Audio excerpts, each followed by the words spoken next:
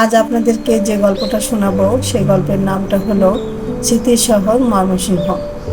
ময়মনসিংহ শহরটা আমার জীবনের সাথে অদ্ভুতভাবে জড়িয়ে আছে। এই শহর আমাকে স্বপ্ন দেখিয়েছে, আবার সেই স্বপ্ন পূরণের জন্য লড়তেও শিখিয়েছে। প্রতিদিনের ব্যস্ততার মাঝে আমি উদ্যোক্তা ময়মনসিংহ গ্রুপের সবাইকে নিয়ে কাজ করি, আর স্বপ্ন ফাউন্ডেশনের ময়মনসিংহ বিভাগীয় সভাপতি হিসেবে অসংখ্য নারী উদ্যোক্তাকে সাহায্য দেয়। তাদের জীবনে ছোট ছোট পরিবর্তন আনতে পারাটাই আমার জন্য এক বিশাল প্রাপ্তি। আজ বিকেলে কাজের মাঝে একটু সময় বের করলাম।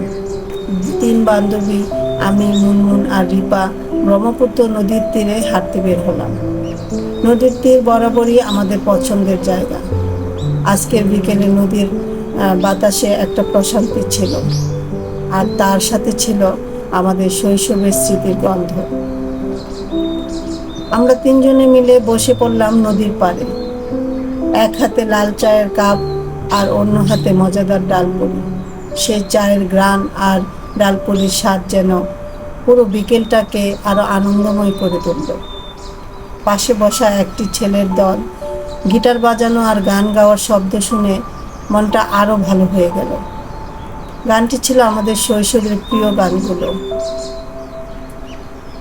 নদীর ঢেউয়ের সাথে মিলে গানের সুর যেন আমাদের ফিরিয়ে নিয়ে গেল অনেক বছর পিছনে, যখন আমরা এই তীরেই একসাথে বসে স্বপ্ন দেখতাম, গল্প করতাম। মনমন হঠাৎ হেসে পড়ল। এই জায়গায় বসে চা পুরি খাওয়া আর গানের মেলা মনে করিয়ে দেয় আমরা এখনো সেই শৈশবে আছি। আমরা সবাই একসাথে হেসে উঠলাম।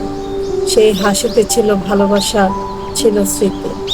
চা শেষ করে আমরা ময়মনসিংহের ঐতিহ্যবাহী টিচার ট্রেনিং কলেজ আর আলেকজান্দ্রা ক্যাসেল ঘুরে দেখার জন্য রওনা দিলাম।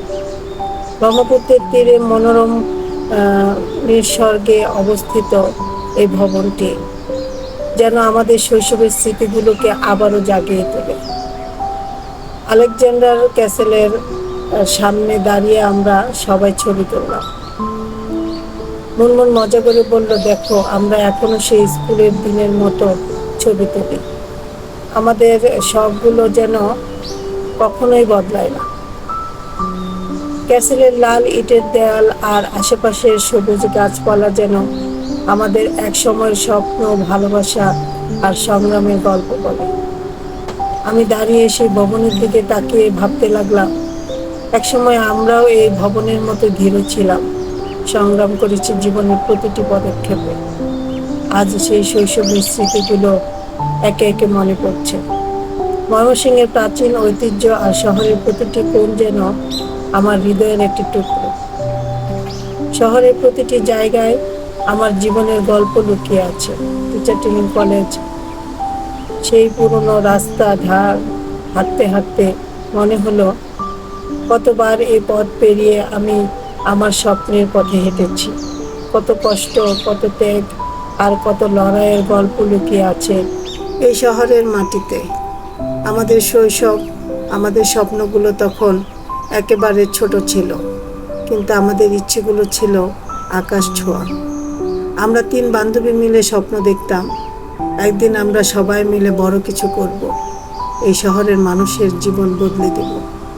আজ যখন আমি স্বপ্ন ফাউন্ডেশনের জন্য কাজ করি, তখন ময়মনসিংহের নারী উদ্যোক্তাদের সাহায্য করি, তখন মনে হয় সেই ছোট ছোট স্বপ্নগুলো একটু একটু করে পূর্ণ হচ্ছে।